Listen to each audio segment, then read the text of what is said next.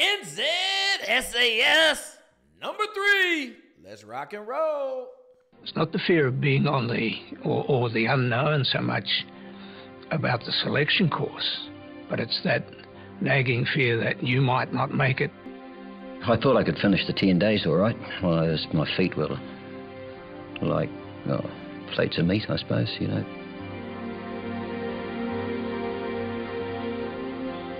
Nine days ago, 50 men gathered at the secret location in a personal quest for selection into the New Zealand SAS. Only 7 remain, but their bodies and minds are at breaking point. Now they face a 60-kilometre route march that will take all day and night to complete. It's a test of endurance, and all they have to do is get to the end. But the volunteers' bodies are on the verge of total shutdown. Malnourished, vitamin deficient, it's their feet which suffer most. So a large part of selection is how far can you push your body? And really it's how far can you push your mind? Man, they working on these feet and they got another 60 kilometers to go. And get you some. Yeah, we only got 7 dudes though. There's a pretty good chance these 7 dudes are hard. Hunt them and tape them. Try and control them best you can. Bottom line, it's going to hurt. They're given their first decent feed in days. I mean, I lost about 10, 12 kgs probably, something horrendous. I've never been so hungry in my life. Clearly my guy hasn't wrestled. I'm gonna tell you right now, there were some times in wrestling where I would have chewed my arm off if I could have grew another. I'm telling you right now, that's why them wrestlers do so well. Seriously. This exercise is designed to test their will to the maximum. Can they continue to function to SAS standard at the extreme of their physical and mental tolerance? It is incredibly demanding, and by the end of it, most people are pretty knackered.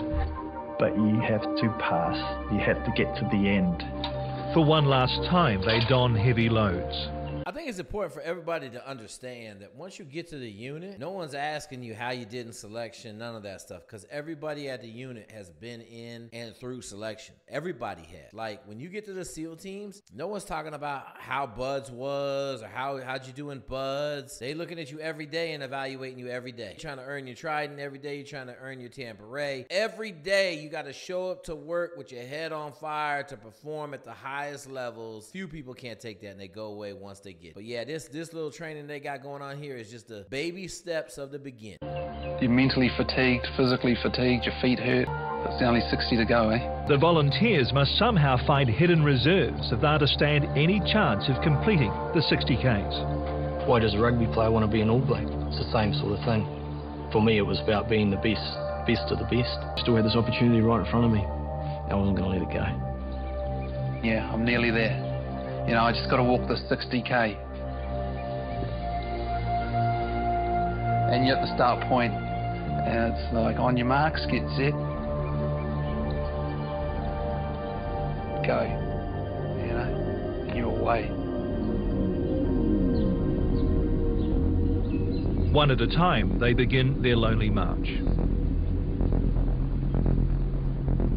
Within those first steps, was like, oh, shucks.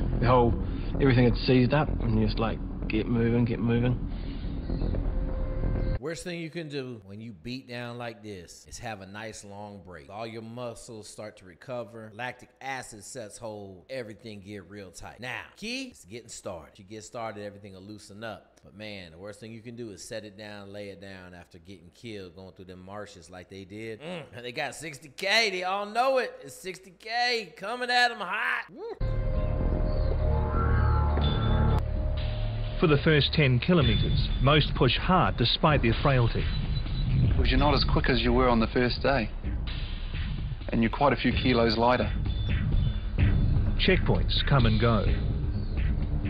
Approaching the 20-kilometre mark, it's a struggle to maintain any momentum.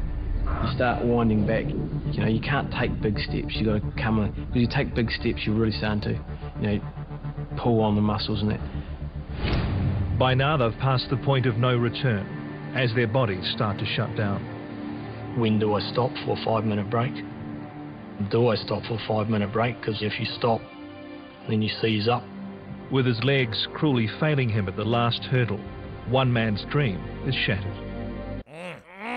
What did I say? Do not stop. Do not lay down. Do not take a 5-minute break. Not in a situation like this where they haven't been feeding you and you've been killing your body and you're right at the limits.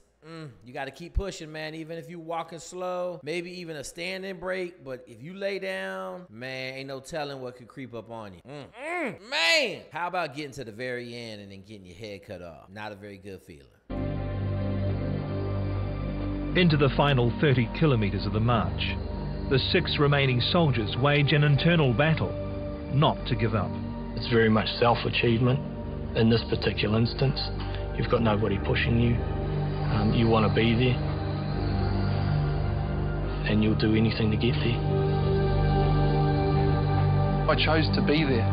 I didn't have to be there.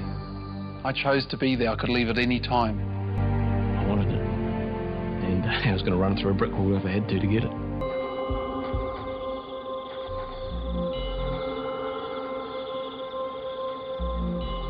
With 20 kilometres left, each man keeps going on pure willpower. Boy, let me tell you something. When that sun goes down, you still got a long ways to go. It just sucks all the energy out of your body, out of your will. The sun going down, man, is one of those things when you exercising hard like this, you on a long travel, and the sun goes down. Oh, damn, I ain't get home before the sun went down. Come on, man. Woo! They out here getting this, man. This is legit. And I'm going to tell you once again, please notice, there's a lot of hills in this course. They ain't out in the middle of Arizona flat tracking it. It started to get dark and it started to hallucinate. You started to see things moving. So in Hell Week, I don't remember hallucinating in Hell Week that much. I know we slept a lot. Like we slept on our feet, we slept traveling. But I know when I got in the SEAL teams, there was a couple times, man, saw bears, tigers, and lions in Virginia Beach or down in North Carolina or up at Pickett or AP Hill. Like you operating on 2-3 hours of sleep for 2, 3, 4 days in a row and something move a little bit funny and you like, oh my God. And then you like, okay, that's not real. There's no elephant in the road right there. Facts of pushing your body to the utmost limits, hallucinations, and it means you're tired and wore out. So that means it's a good thing. Them hallucinations start coming. You just gotta keep your head down, keep pushing. And then you sort of go into a zone. You just look at the stars. All sense of time is lost, and fearing they're falling behind, frustration sets in. You get to a checkpoint, you think, this must be the last checkpoint. You keep going, and you just keep going, and that kept on happening. Hey, once again, don't think the next checkpoint is the last one. Always think there's one more checkpoint. I got one more checkpoint to go. All right, this ain't got one more checkpoint to go. I got one more to go. All right, that's a lot better train of thought than, man, I hope this is the last one. Because every time you hit the last one, you're let down. If there's always one more to go, you're excited about the surprise of it's the last one. I don't think they know how far they're going. I know in Delta Selection, it's kind of the same deal. They don't know how far they're going, but everybody pretty much knows 60 kilometers. Delta, they going 50 miles in 18 hours. A lot of travel, man. A lot of travel.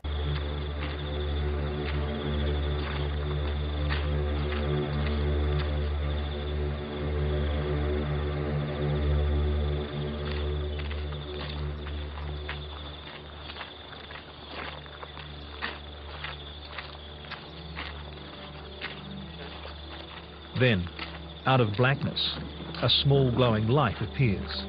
This is the end of selection. I didn't realise what you'd achieved up to then. I think the body and the brain was sort of like, oh, just shut down mode. First thing's coming to mind, your body probably ain't producing a lot of poop, but that's the first thing coming out of you when your body starts relaxing. All that stuff coming out bad. I was shooting a TV show, came back out after 4 days of no food, really no sleep, going hard, trying to survive out there on the TV show. Ate a piece of bread, maybe, one slice of bread. I immediately shat all over my damn self, man. Not a good feeling. And there wasn't no running water, so I had to get a couple buckets from the river. It was a little crazy. Just kind of chalked it up to 4 days, going hard, no sleep. Just is what it is. Sometimes you're a grown-ass man, you're going to shat your pants. Just, that's how it is. One by one, the remaining volunteers reach the last checkpoint, barely able to stand. It didn't really cross my mind then. I just thought I'd finished and sweet.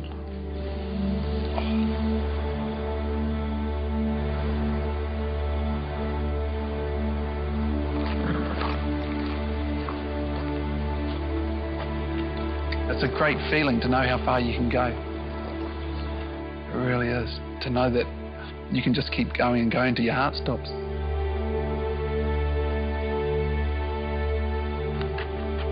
With the last men in, their selection hell is at an end.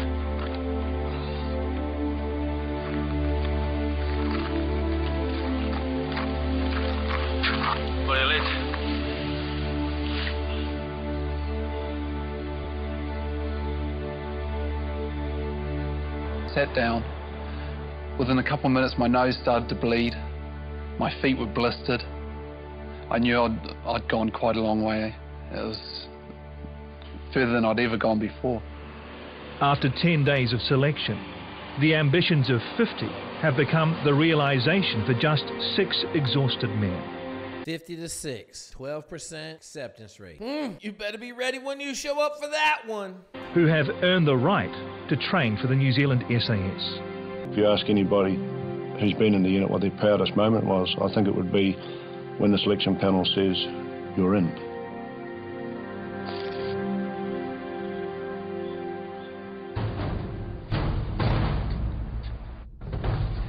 G'day, Private. Please take a seat. Firstly, congratulations. You've done a tremendous effort just to pass the selection course and get to the end of it. We are happy to select you and to take you for the training cycle and to give you the opportunity over the next 9 months to prove yourself and show that you're capable of being posted to this unit. Well done. But today is only the beginning. They aren't a member of the unit yet.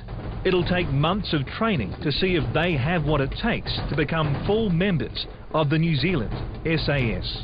So much like in the old days in the SEAL teams, you graduating from training didn't really mean nothing. You had to go to your team and do a 6-month to a year probationary period where you had to qualify SQT, the SEAL qualification training. I mean, there were some guys that didn't make it, man. There was a couple cats that got the SEAL teams, wasn't able to dial it in even more, and they went home, man. So these dudes are about to get it, you know, operators course, 9 months, of tons of bullets, tons of procedures.